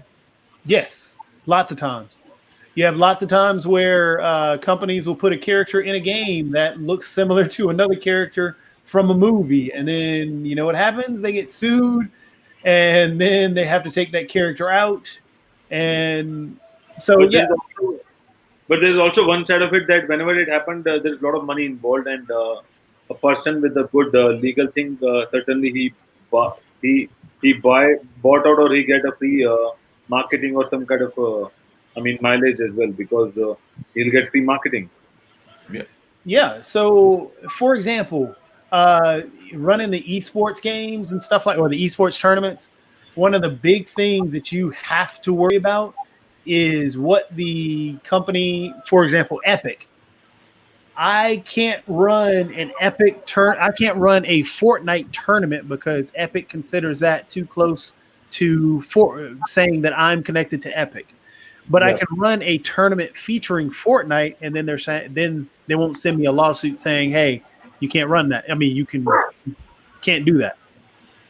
So it's just like any game. If you have a character on the inside of the game that is like, if they were to put Marge Simpson character style in here, they would get sued because it looks very close to Marge Simpson without the Simpsons having signed off on the game.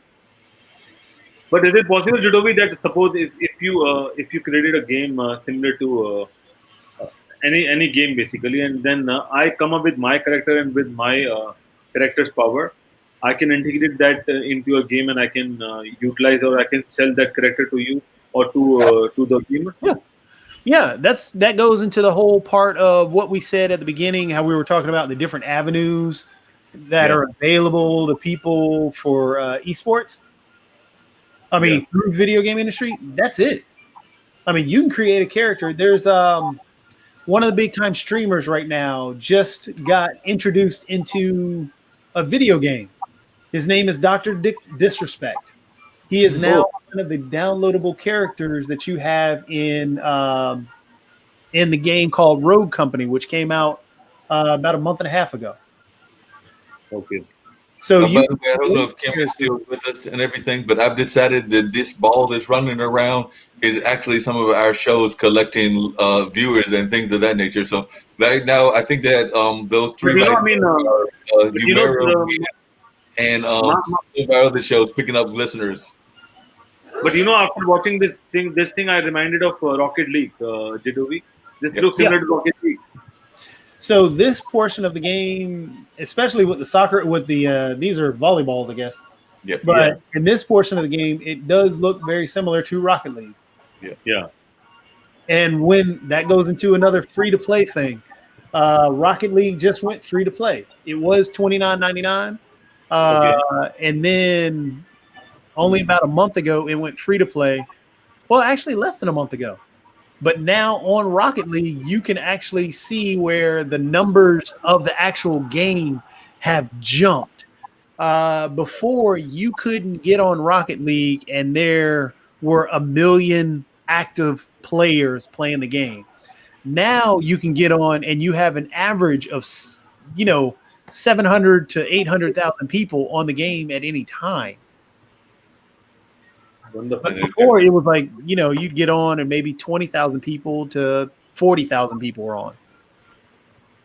Wow. In fact, Jotobi, I'll tell you something. I mean, in Dubai, there was some kind of a gaming conference or something happened because there was a guest on our show, Arijit from India. He joined us on the initial part of Game FM. And then he is in Dubai and he is speaking about skill gaming in opportunities and coming in here. And people and the audience are coming from USA, Italy, Russia, Mexico, Cambodia, Ghana, Spain, Dubai, France, India, and a lot of other countries. And it's like a 7 to 10 days of conference. Do you know about that conference?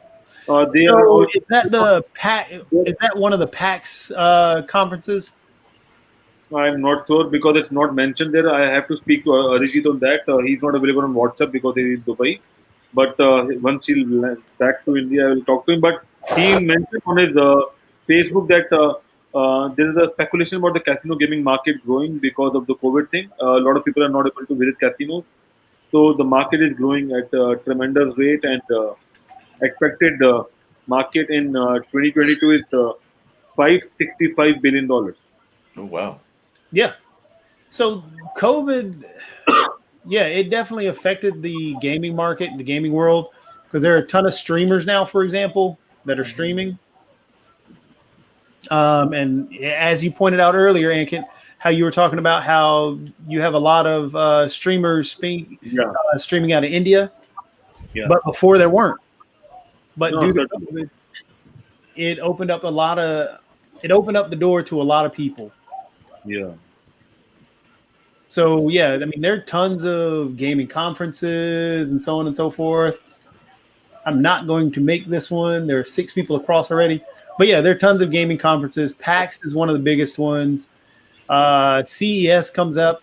It's actually not a gaming conference, but it deals with the gaming industry because from Lenovo to everybody else, they'll all be there. Oh, Hey, Toby, one of the other questions I was going to ask you is I went on partially because we sometimes air some of our content on it, but I did go on the Twitch channels and the Twitch networks, and a lot of times they kind of remind me of early Twitter, meaning that they are very busy. So how do folks that are in the gaming world deal with all of that busyness? Because I do see that, like I said, there was like a lot of conversations, games, and all of that stuff that were going on those streams and on those channels. And it just reminded me of the early days of Twitter when it was a very busy channel and that was like a distraction to a lot of folks. So how do folks manage all of that busyness, I guess is what I'm asking you. It's like the early days of TV where you had, a couple of channels. And same thing with radio. I mean, it's tough. People try and figure out their styles. People try and figure out what they're going to do, what they're going to talk about, how they're going to say different things. And then getting through the noise. Yeah, it's a challenge. It really is. Well, there's a lot of challenge to anything that we're talking about, especially in the gaming industry. One of the things I wanted to address, you mentioned some of the conferences, and presently CES 2021 is canceled, which is a huge, huge hardship on the community in Vegas because they literally judge their economic base on CES show. That's their first, and then there's another one 6 months later that if that doesn't happen, then they're definitely going to suffer. But what also suffers will be the people who rely on getting awareness about their products or going. What I use CES for is a means to network and learn. I go spend 5 days, as well as I do a lot of TV interviews.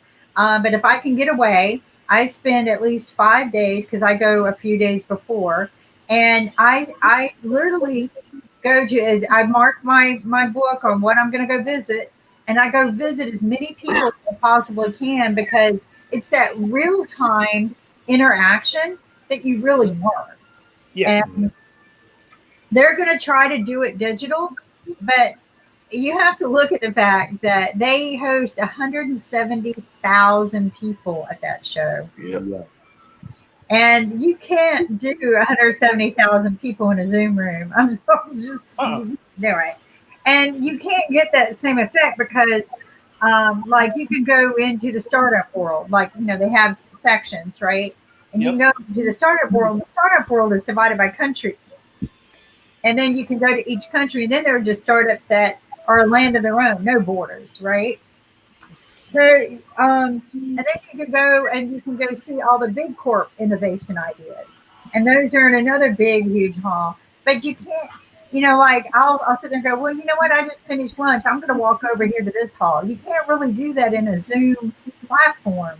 It's just, it doesn't exist. Oh, that's my favorite guy right there. That's it. Yeah, I love this character. But Jotobi, one of the other things I noticed that I would love you to talk about is that just in that game that we were doing, when they were jumping on those images and everything, I would think that would be a great tool to learn about like spatial relationships. And I actually don't have the greatest understanding of spatial relationships all the time, even in my own life. But as they were jumping and they were doing that, like getting rid of those towels, that seemed like another way that young kids could learn about spatial relationships.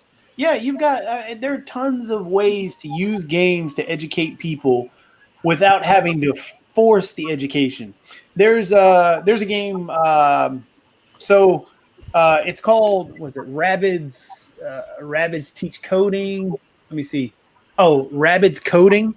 What they did in Rabbids Coding is they took the characters that became popular out of another game. And tried to make they were basically the Rabbids are rabbits that just have two front teeth, and they look similar to the characters that you see on the screen here, but they have big old ears and everything else, but just two front teeth. And they act very similar to the Minions, but they're trying to teach kids how to code. That they took away the fun part of the game to in the coding, and that's where some of the game developers mess up, because you could take, just as you were talking about, Mark, how you can talk about spatial recognition, and in this game you can talk about balance, right? You talk about weight distribution. How do you distribute the weight so it does not cause one side to go higher than the other? I mean, there's tons of ways to actually teach it. But we as parents have to get out of the idea that there is no educational value, because I really don't see the direct correlation when the actual kids see the indirect correlation but don't really understand what they're looking at. That's what I was talking about. Is like the teachers and the parents and the guardians and others that are involved in the kids' lives can use it to do those kind of like teaching lessons while letting them have the fun of the game. And like I said, I used the spatial relationship, and I agree with what you were saying about this one being about balancing and things of that nature. So even in the course of like them playing a fun game like this and making jokes and everything else, they can also be given a real world educational lesson. Yep. And you see how it's a teamwork effort too. Right. So everybody here on this yellow side, we're kind of messed up because we're stuck. Because everybody kept running down to the wrong area and letting everybody pass, because we didn't think about, okay, well, if we all one side, let that other end pop up, then we will be able to distribute our weight perfectly, and we can get back on to where we need to go. Hey, wait a minute. I just realized what you just said, and I'm just going to make a teasing remark to one of our fellow anchors and everything.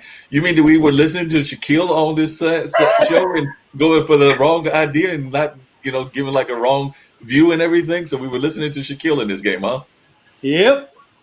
So as you see, everybody really needs to get to the other side, but rather than waiting just a little bit, because they're not going to make it. So now we got to way back over here, get everybody to lean back, but everybody rushes to get over to the other side, and then they don't make it. Oh, Wow. got eliminated. And we have Jeff Icon on the show as well. I mean, I'm waiting for Jeff to say something. He's just watching and taking notes, I think. I think he's like me. He's in awe over the. I think this game is just way cool. The game, I think it's relaxing for me to watch it. I could be watching this on one's view while I work, and I feel really cool. But it's relaxing for some stupid reason. I'm not all that big about some games nowadays, but I think that there are things that we just need to go and do and enjoy, and I see this as that. Yeah, and there are some. I mean, this was one game that took off like wildfire. Tons of people were playing it. After it lost its luster because people didn't want to spend that money for it, they stopped paying for it, or they stopped playing it as much. And then they shifted over to the game Among Us. And Among Us, again, that's another one of those games that, Kim, I think you would get hooked on playing that game. Among Us? That's because it is a whodunit, and you have to think and try and figure out who you can trust and who you can't trust. Conspiracy. Yes. It's definitely a conspiracy game, and actually the last time that Jotobi had it on, Nick was playing the game, and I know he was enjoying it. He was trying to figure out what was going on. So definitely Among Us is one of those games that I know Kim would definitely enjoy. Yeah, we got Nick to play a game. But it's so crazy because you have to, if you find a dead body, you have to figure out who did it. And if you can't figure out who did it, let me see if I can bring it up real quick. I kind of like this game. I built a mystery game many, many years ago, about 25 years ago. I built a mystery game that you can play at dinner parties, and it's never the same way, right? And I found the kit the other day. I made all the cards and everything, and I found it when I was digging around looking for something. And I was like, gosh, I keep everything.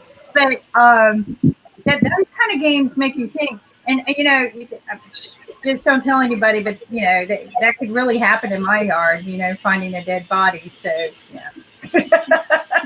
You're still mad at those folks that got you on the signs, and I agree with you that they did you wrong. Nick told me I could have them arrested, and that's a big fine if I could find out who did it. And if I had been smart, I would have been videotaping.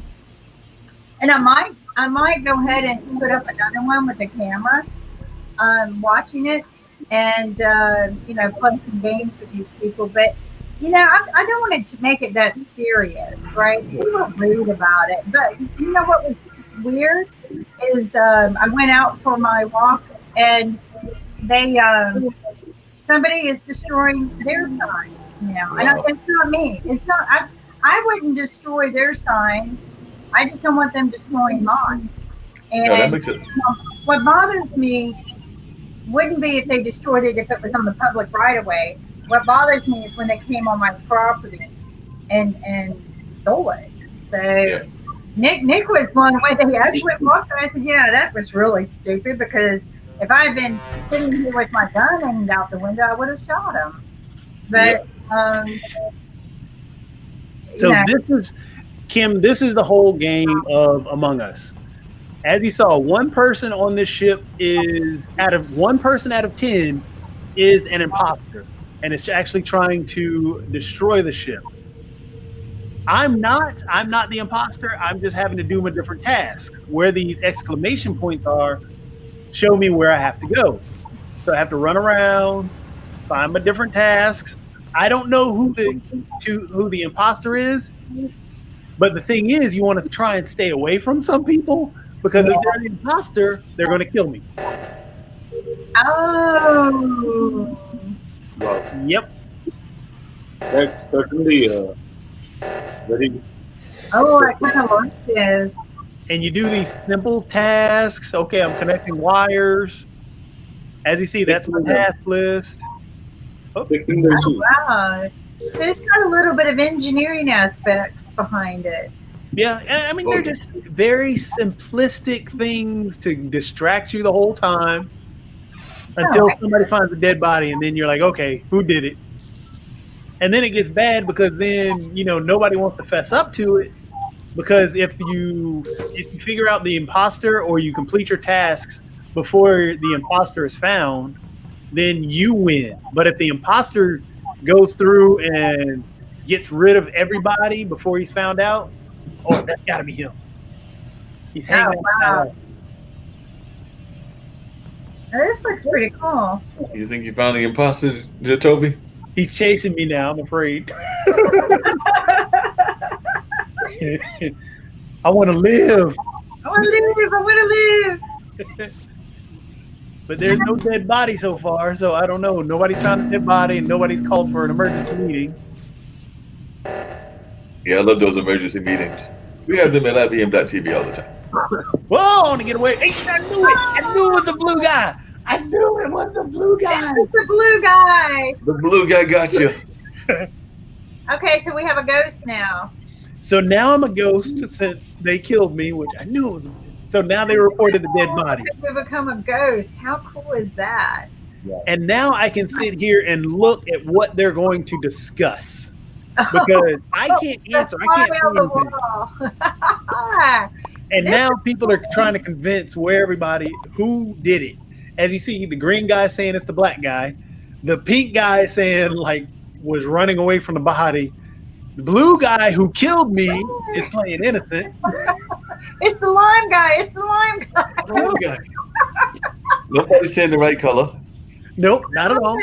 So who was in the O2? So you can ask questions. Okay. Yep. So you can ask whatever you want, and they'll vote. I can see what everybody's saying, and I can talk to the other ghosts, but I can't talk to these guys. Okay, and they're voting now. Interesting. Is there a point that the ghost can breach the wall or talk to the people? Is there a point that you can do that? The only thing a ghost can do. Oh, they voted the black guy out. So now he's going to get kicked out. Gets kicked out of his face. He was not the imposter. He was not the imposter. One imposter remains, and you got two ghosts. Yep. You have two ghosts. This is kind of cool. And as a ghost, I can go in through and complete my tasks. That's the only thing that I can do, though. So you can still do your task even as a ghost. Yep. And I can talk to the other ghost if I want to. What do you think of this game? You got awful quiet. Huh? What do you think of this game? So this looks interesting. I think this is having too much of involvement because there are a lot of elements to monitor. And I'm just trying to analyze, how they can plan and play that game, basically. Right. They remind me of Minions, right? They remind me of Minions. They got that simplicity mindset. It's like running a company because a lot of elements to be taken care of. So this game is mostly for engineers. Right. So wait a minute, Ankit, you mean this game is a cross between IBM.TV and Watermark? Depends on who is the client who wants to play the game. See, now they found another dead body. Oh no! So now they're gonna go back through again. Which one died? I got a question from one of the viewers, and they want to know that how good is BlueStack to play the games? How good is what? BlueStacks. BlueStacks. BlueStack is the Android game holder. If people want to play the game on Mac. See, I haven't even touched the BlueStacks. Okay. Because see, a lot of people having a problem playing Among Us on Mac, so they prefer to install a Windows 10 or maybe they will have BlueStacks to play the game. Yeah, it's just an Android emulator. Yeah. Android emulator. Yeah, I haven't even tried BlueStacks. There's so much out there. I know, but BlueStack is one of the best. But I don't know. I just wanted to know your opinion. Yeah, like I said, I can't give one. They tossed out the green guy now. No, the green guy's gone, so the imposter is still around. Hopefully, this is not a sign of the elections. And also, it looks like everyone is wearing a mask here on the game. Yeah. They are. Is it a mask? But like I said, it's just a very fun game, and this has become one of the most popular games during COVID times, especially because, like I said, who doesn't like a good game of Clue? And I think this game also suggests us about social distancing. Yep. Oh, somebody hit the emergency button. Yeah. Lots of social distance going on. I've just figured out why Jeff isn't commenting, because there's no weed in this game. So, like I said, that's why Jeff is being quiet. See, now they think it's the pink guy. Nobody's gone to the blue guy. Blue is more popular nowadays. I think we should prefer blue. Jack wants to know how we can find this game. So he's asking where you can find this game. I just saw that pop up on the screen. So just tell me, how can Jack find the game? It's on the Google Play Store and the Apple iOS Store, or it's on the App Store. It's free for the mobile games. But on the PC, I was gonna say on the PC, it's on Steam, and it's $5 on the Steam. That's it. Jotobi, do you think that this game also, replicates what's happening during the COVID? That we are finding those bodies and we are making sure we prefer social distancing. We have a mask, and also we are checking who is infected. Yeah, everybody's got a mask in the game. Yeah, it's kind of a COVID game, I think.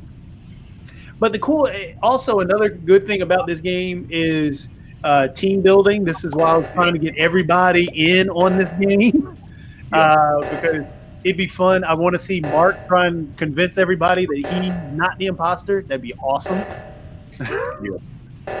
No, I'm not the imposter. Egg is the imposter. I told you.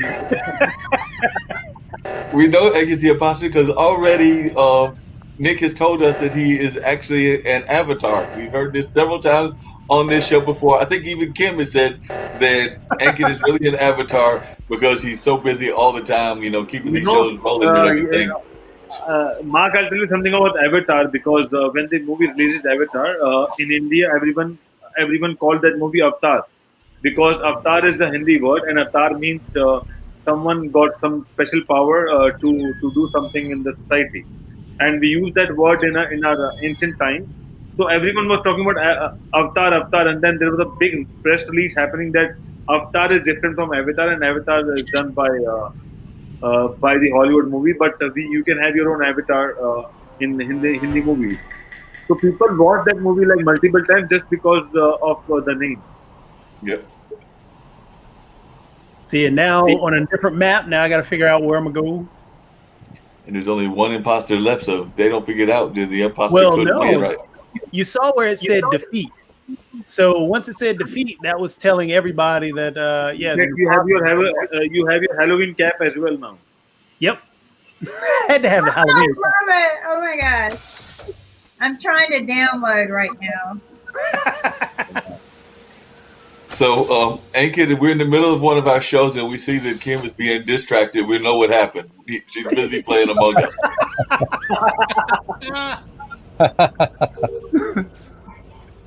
But see, the tasks are so simple. It's just a very fun game.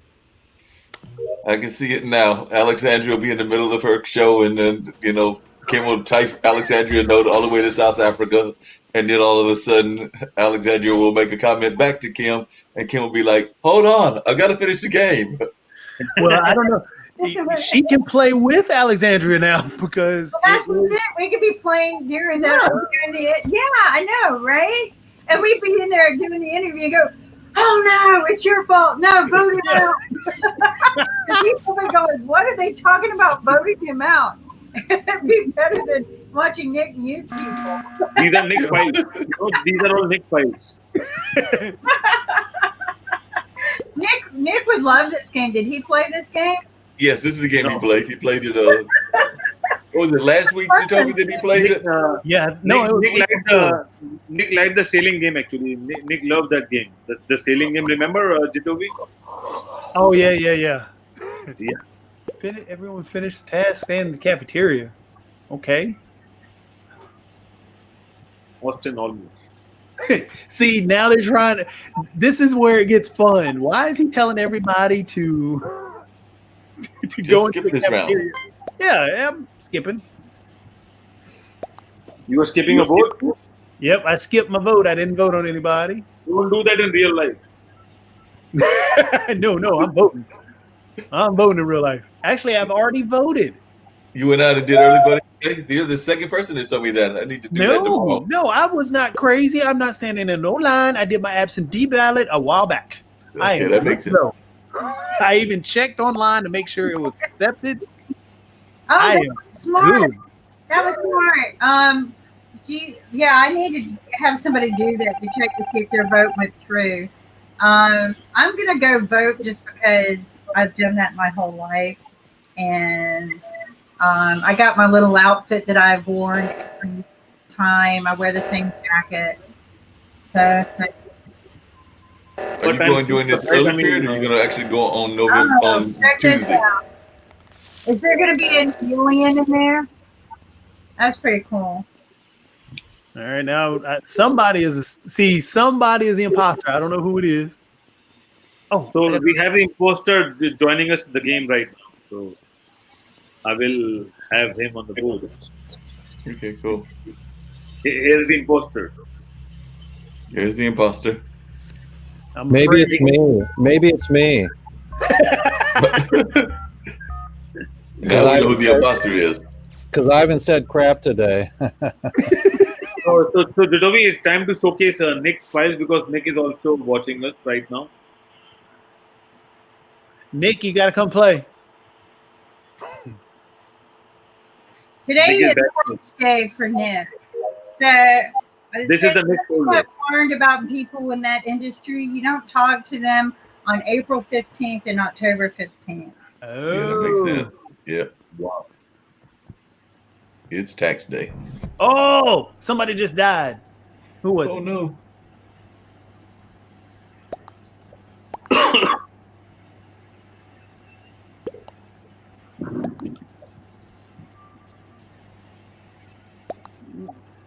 So somebody saying red, somebody saying cyan. I think that a couple of these characters are a couple of our other showmates as well. So I've decided that one of these guys is Lynn and the other guy is Fred Hicks from the financial show. So we've got Lynn and Fred Hicks voting. All right, because I think two people said red. I think I'm gonna go red. Go Red. Oh no, the kid in the white is saying cyan killed people in front of him.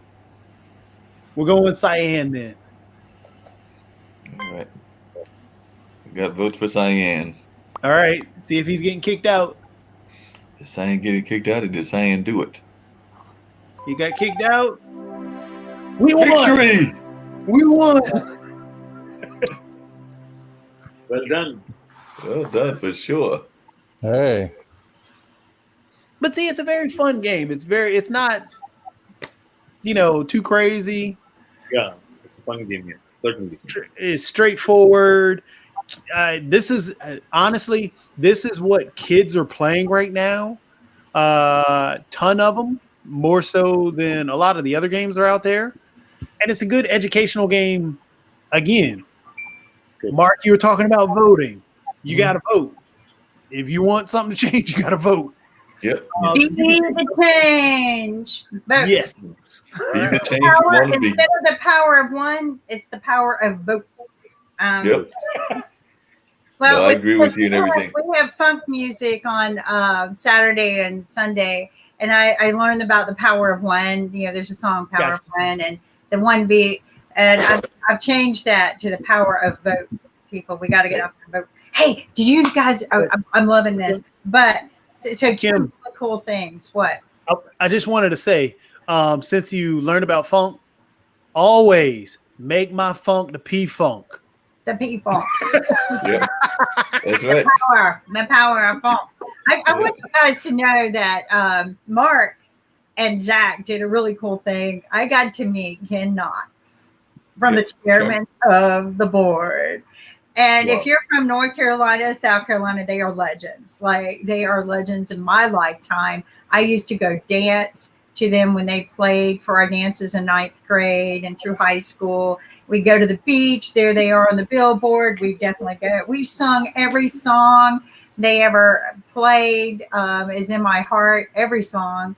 But it was like the coolest thing to meet somebody that I grew up just loving. And I got, just that moment.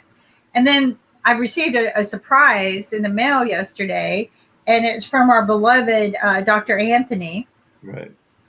She sent me her book, which I'll have to get your son a copy. This is my copy. But it's a little bitty book, right, that she wrote at the Gator Park, and she actually signed it for me. But Dr. Anthony is going to be starting her own show, but she sent me this along with a Cajun.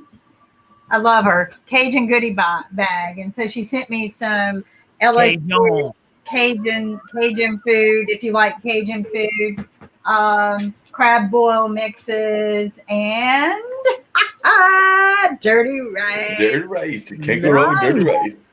So anyway, Kim, are we coming to your house for your dinner? mama. That's right. Come to my house and we'll have a crab boil. Slap your mama spices. By the way, I should let you know that definitely Jotobi knows about that kind of music as well, because one of the things he's done with me is he's had the pleasure of introducing some blues festivals here in the Durham area. So he definitely knows about Zydeco and the New Orleans sound, even though he's from this part of the world. He definitely knows about that kind of music. So he knows about that. And he also knows about beach music. If you're not careful, Kim, he might start breaking out into song with Carolina Girl or Patches, because he does know all of those. Honestly, Clarence Carter Patches is one of my favorite songs of all time. Yeah. Is that tonight? That's tonight, isn't it, Mark? The chairman of the board is tonight, right? Thursday. Yes, today. Yes. You have to go find their Facebook page. You can do it by looking up Ken Knox or the chairman of the board. It's this evening. If you want to hear the music that I grew up with and love, like I love it better than the Beach Boy music. Carolina girls. I told him the story about how I travel all over. 85% of the time I meet people from all over the world. And these young guys from Russia and some Greece, they were from all different parts of the world.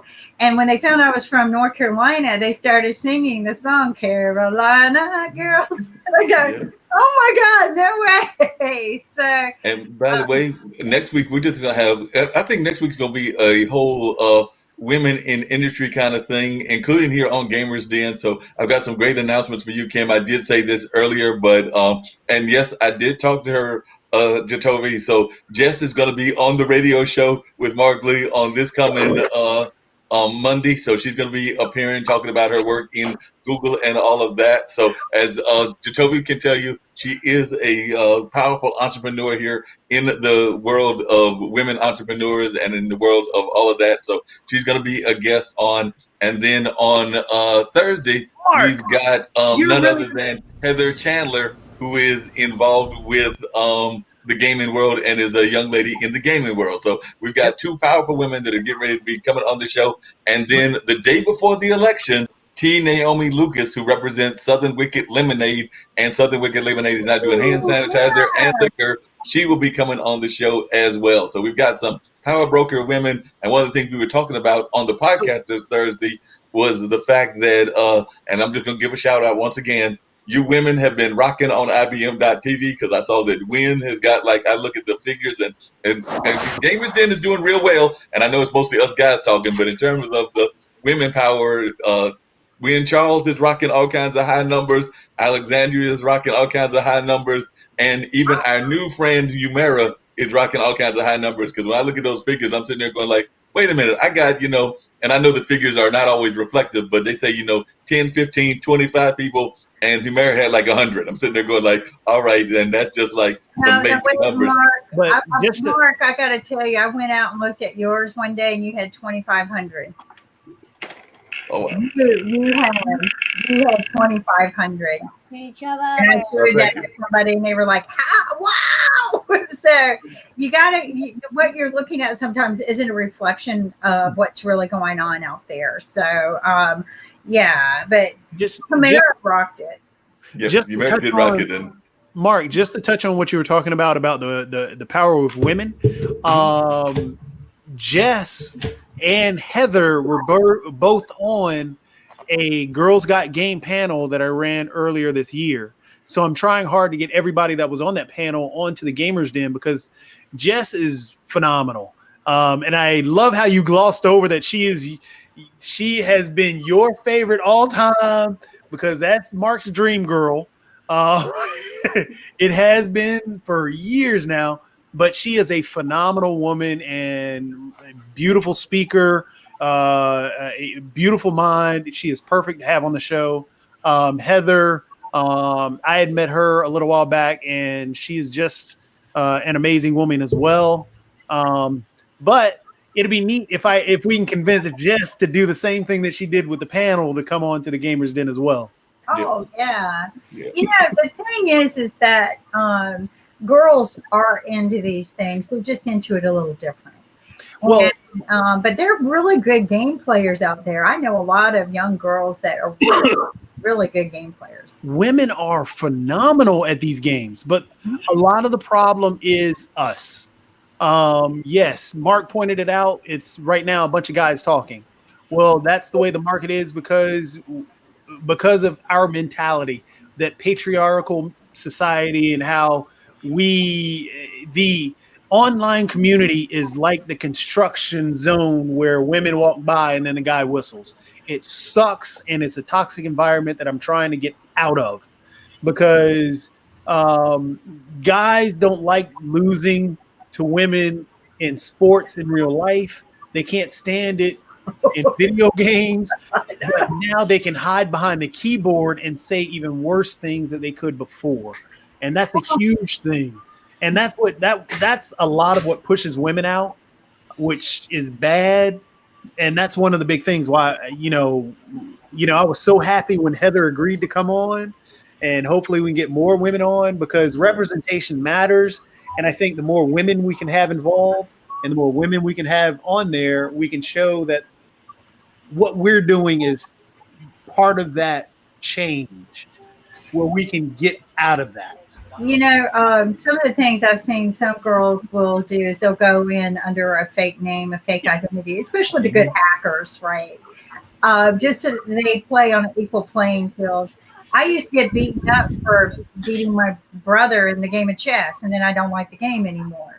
Yep. So, you know, there are various things, but nobody likes to lose. But what we need to do is break that mold of gender and gender, you know, and not let it be a gender identity issue like the game we just played a minute ago, Among Us. That's easy to get into the game and not see the gender, right? It's just easy. Yep. I know we're going to wrap up and everything, but one thing I'm going to... Yeah. Oh, I just want to point out, a few minutes. Let me point out one thing that Kim was talking about, which is just the irony about the gender thing. There's a game, there are many games out there where you can create your character, be it male or female.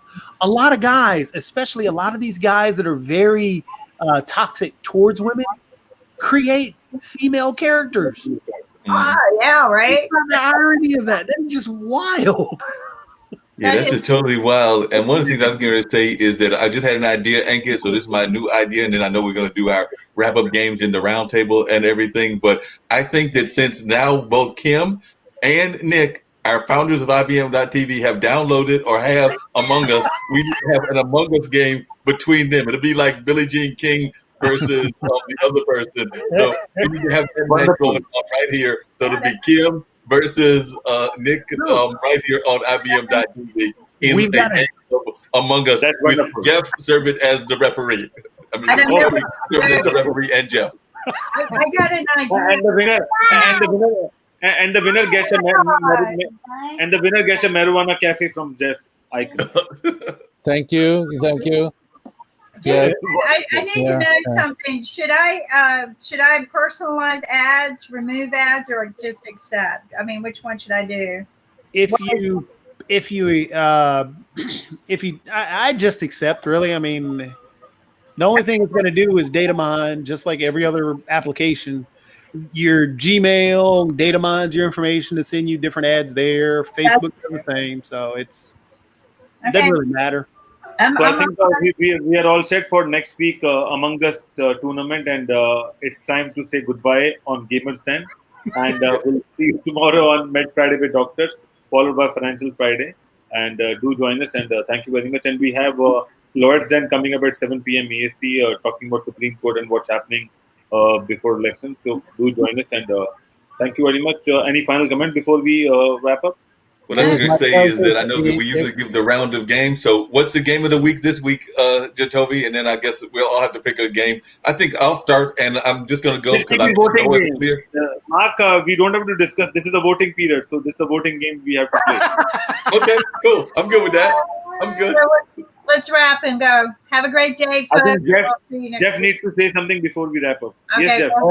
It was a pleasure to be the referee today. I didn't have to break up anybody, and the games you played today were less violent. And you know I'm a green gamer, so keep bringing the green games and the educational games, and everybody vote.